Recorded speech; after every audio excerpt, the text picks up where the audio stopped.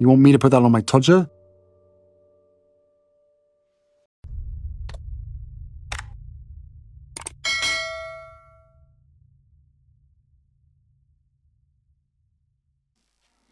This one's wife. As ever, sales disaster. The evidence. Hello, I'm H.G. Tudor. Most of the world is relatively disinterested in this one's wife. They've probably heard of her, but they're not particularly interested in what she's up to. She has a small band of supporters that continue to live vicariously through her, and then a larger group who find her to be a horrible individual are often then split into two further groups, those that are sick and tired of hearing about her and wishing that it would stop, and others that continue to talk about her and watch what she's doing and speculate as to what's going to happen next, because they're invested in seeing her fail, because they dislike her. She continues, from my point of view, to provide an excellent example of narcissism in action, which then behooves me to explain her actions, because there are still people who sit there going, but why does she do that? And they really need to find my work, and then they'll get the answer. You also know that one of the things that I regularly point out is the necessity of going to the evidence to make an analysis and a decision that is properly informed. As a consequence of certain sites having enjoyed some success with this one's wife, then facing the twin threats of ennui, and also a greater number of providers, as there have been quite a number of Johnny and Janie come-latelys to the discussions about this one's wife in the last couple of years, this means that competition for views has increased. And what we have seen with that is two distinct reactions to that. Infighting among certain individuals, as drama becomes the staple rather than necessarily talking about this one's wife, and making shit up about this one's wife. You know which channels are the offenders. You don't need me to tell you. I can see in the comments that certain names crop up regularly, one particularly having fostered a reputation for basically making stuff up about this one's wife and is unreliable. The problem with that, as I have explained, is that it plays right into the hands of this one's wife. Accordingly, I repeatedly stress the necessity of the analysis of evidence so as to get proper information, to make informed decisions, and also to ensure that the supporters of this one's wife are shut up, or at least exposed for their ignorance, by virtue of using accurate information rather than just stupid speculation, or even worse, made-up information.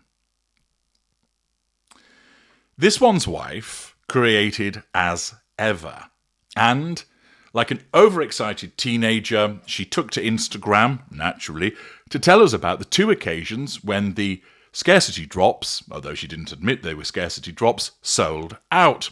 Naturally, she wanted to crow about that, because crowing would equate to demonstrating that she had been successful, and therefore people would respond and go, oh, well done, that's brilliant, so that she would receive fuel. Unfortunately for her, many people recognised that it was contrived, but it didn't stop her doing it. Twice. More recently, it would appear that the wine has not sold out, and she's been hawking it around various dinner parties in order to try and get rid of it. But what she has never done, despite appearing on a show hosted by Bloomberg, despite wanking on about her Potemkin business, she's never provided any sales information. So when she's talked about percentages, well, they could mean anything, couldn't they? Has she sold 20 jars of jam, or 2,000, or 20,000? She's talked about needing to order 1 million jar lids, but in all honesty, she's not sold anywhere near that amount, we would know. We also know that she sought to become a billionaire through this route. But there's always been one glaring omission, some actual evidence and statistics of how much she has sold so far. She thinks that she's a successful businesswoman because she's deluded. After all, she turned up at the Women of Power event on the basis of being a successful female founder in relation to a business that has been going since, April? 6 months, compared to the other women who attended, who all had glowing CVs, resumes, and a long history of success. But this one's wife, exhibiting her brass neck as usual, turned up and wanted to play with those individuals, claiming that she was of a similar ilk to them. She talks as if As Ever has been kicking ass and taking names. She tries to use the gobbledygook associated with the business world, but regularly fails to actually provide any information with regard to investment, sales, potential profit, nothing to support the suggestion that it is a successful business other than her rictus grin and crowing when she appears on social media or some other platform. That is, until now, because the evidence exists to demonstrate that this is a sales disaster.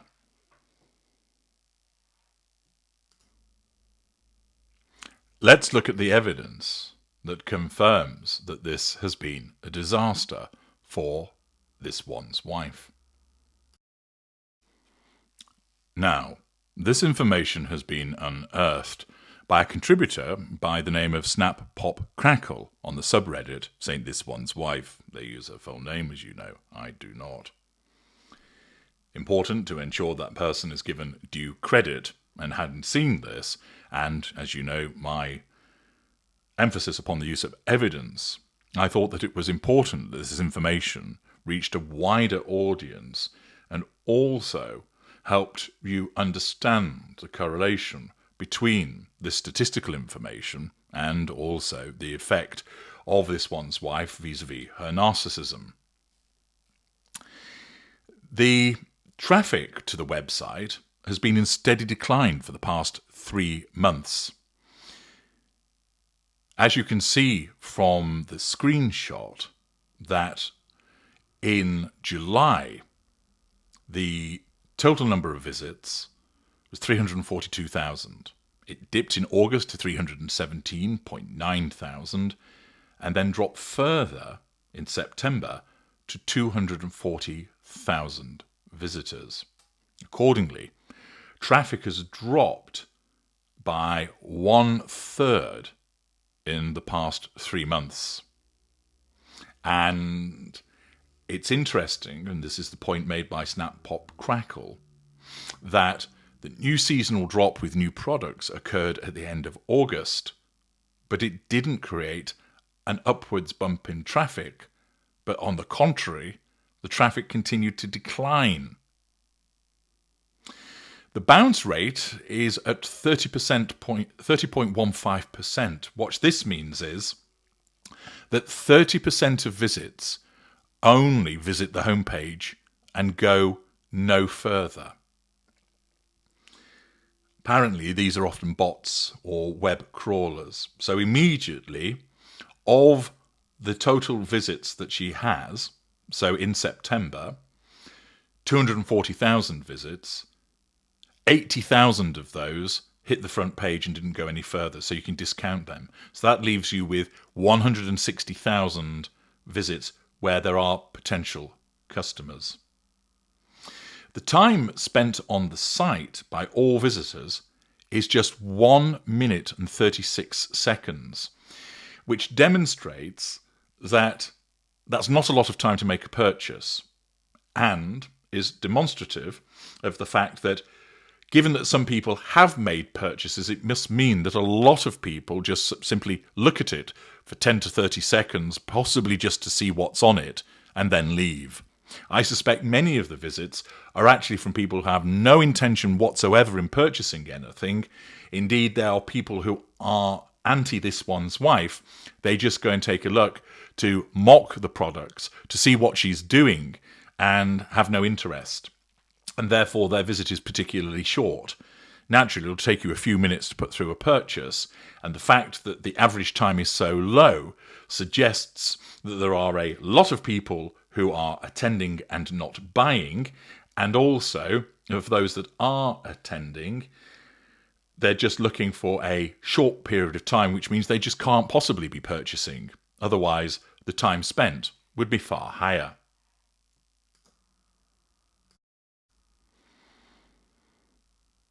The second graphic from SimilarWeb in relation to asever.com shows us the web traffic by country. And you can see here that only 45% of visitors are from the United States, which is the only country that AsEver sells to. Therefore, the other 55% are people just having a look who have no way to make a purchase. Accordingly, that reduces further the potential sales capacity that exists for this one's wife. Now, in light of this, as Snap Pop Crackle states, with this information, we can then estimate the sales by taking 45% of the total visits. And that means you get 143,000 visitors from the United States. This has utilized the August visitor number, since this is when her drop was and would be her biggest sales period. Roughly a third of those visitors were bounces, which means that there are 100,000 maximum purchasers. Now, the conversion rates for e-commerce tend to be around about 2%. So 2% of customers, or rather visitors, will actually make a purchase, which means that the number of visits that resulted in a purchase would just be 2,000 sales for the month of August. Snap Pop Crackle has adopted the stance of generosity to suggest that each purchaser purchases $100 of goods. Now, I think that's rather generous indeed and on the high side, but let's go with that.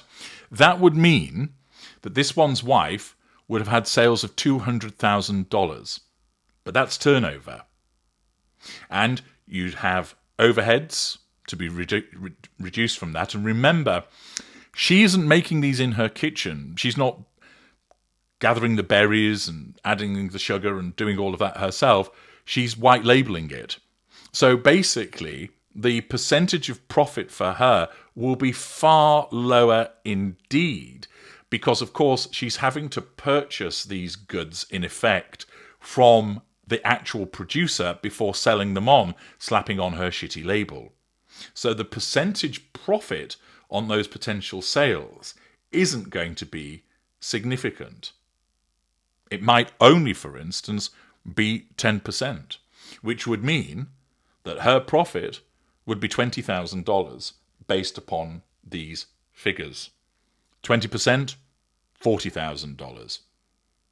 60%, which seems highly unlikely, would only be, taking it up to 30% would be $60,000, which for somebody operating this alone, well, you might think to yourself, that wouldn't be bad for a month at all. But it's certainly nowhere near the level that this one's wife needs, is it, given her expenditure needs?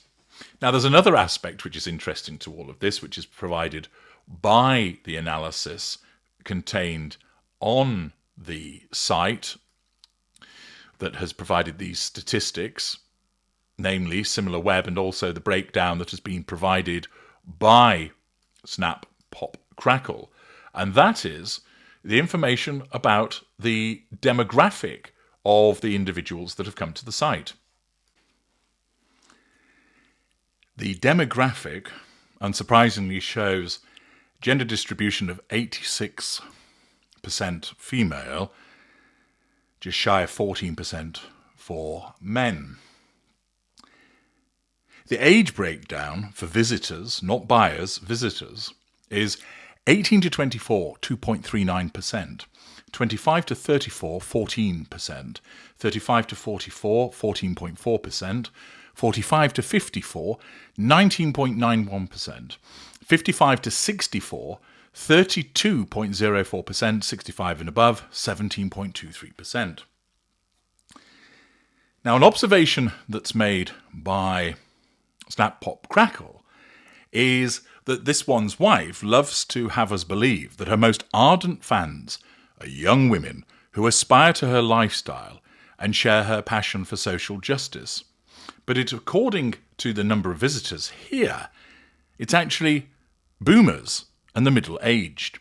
The key 18 to 24 age demographic is almost non-existent, which in effect means that this one's wife is not down with the kids as she likes everyone to believe.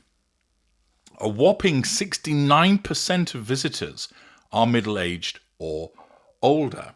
Now, Snap, Pop, Crackle has interpreted this as meaning that that's where most of her fans are.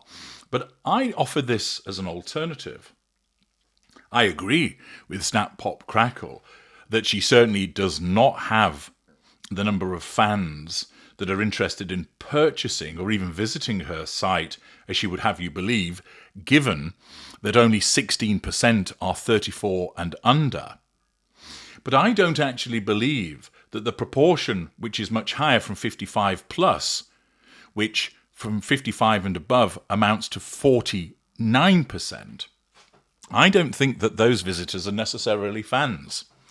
I think that many of these people are actually individuals that don't like this one's wife and go and have a look to basically see what she's up to, have a nosy, have a laugh at it, and aren't interested in purchasing anything. They're not fans. They're actual detractors that go and have a mooch around to see what she's up to.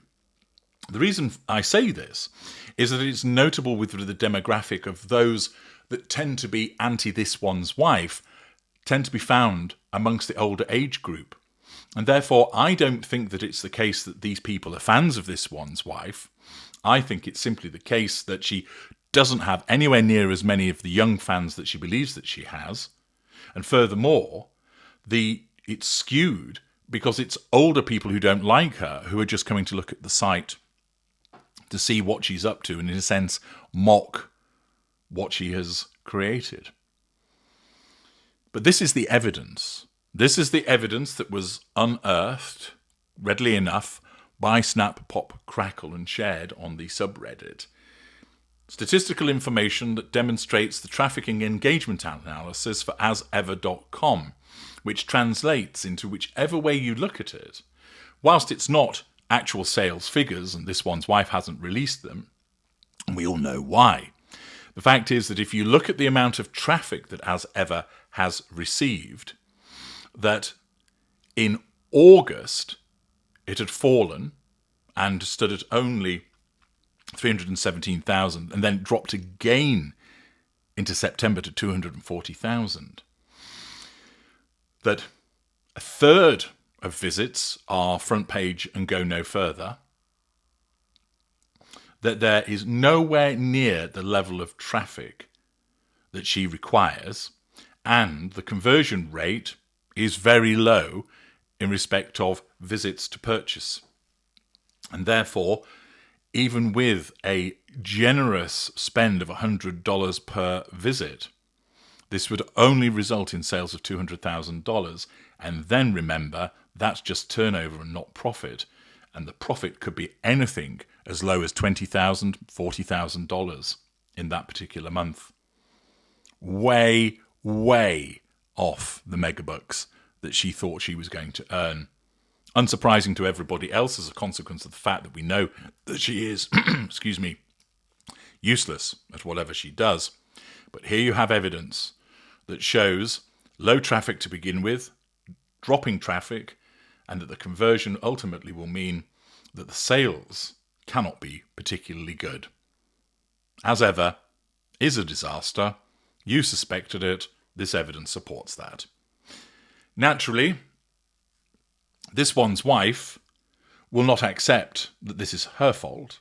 It'll be down to other factors. Her narcissism will cause her to form that view. That's its job. Nothing is ever her fault.